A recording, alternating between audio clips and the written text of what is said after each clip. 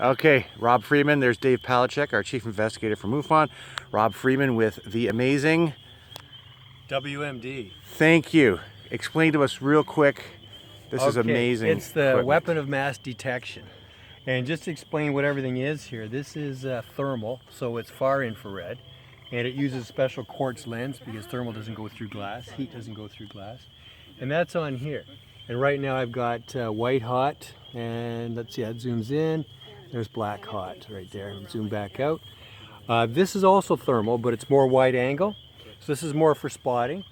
And then when you spot something, you can zoom in with this one. Okay, now these two Sony cameras here, this one's video with quite a long lens on it. So the video will be running the whole time, and it's infrared. So not as far as this one, this is the thermal, but this is near infrared. And then this one here is visible with 4K, and for stills it's like 42 megapixels.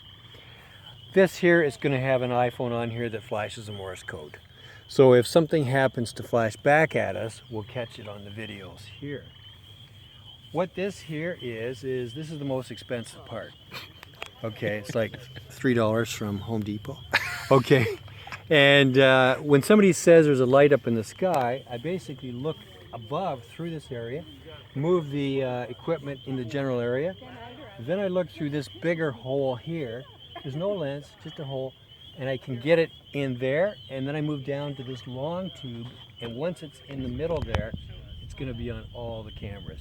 Believe me, when somebody says there's a light in the sky and you got zoom cameras, you're never going to get it unless you have something like this. This evolved, right?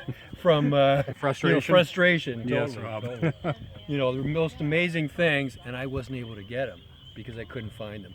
I find them every time with this now. Moving over here, well, up here we've got a theodolite, so that just gives the angle up, and your degrees around.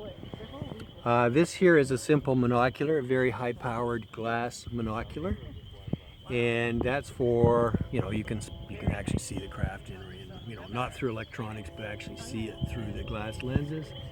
Now these two are not turned on right now. But this is night vision. You're familiar with the green night vision, and this is 10 times zoom.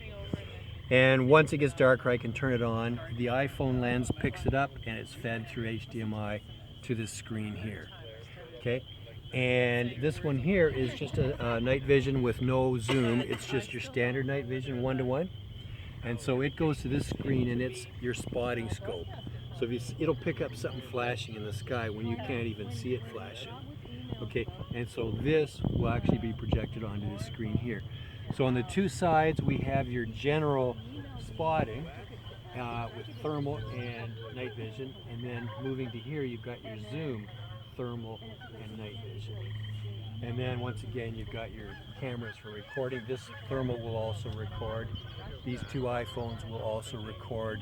We'll have the video on the whole thing, the whole time, getting the sightings on all the cameras, really. Now that's not the end of it. There's two more cameras over here. Mini-Me. This is Mini-Me. This is WMD2. So as many people may or may not know, sometimes in the group when you do these CE5s, with cameras you'll pick up certain flashes and certain lights that appear. You can't see them with the human eye, but things will show up in the camera, as Dave knows. And so this camera here is full spectrum video. It's had its filters taken out, so it's very sensitive to light, and it's full spectrum.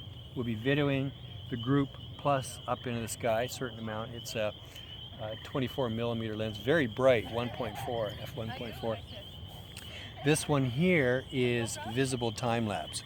So every 10, it's doing a exposure for 10 seconds, then another 10 seconds, and then when it's done, you just stop it and it puts it into an MP4.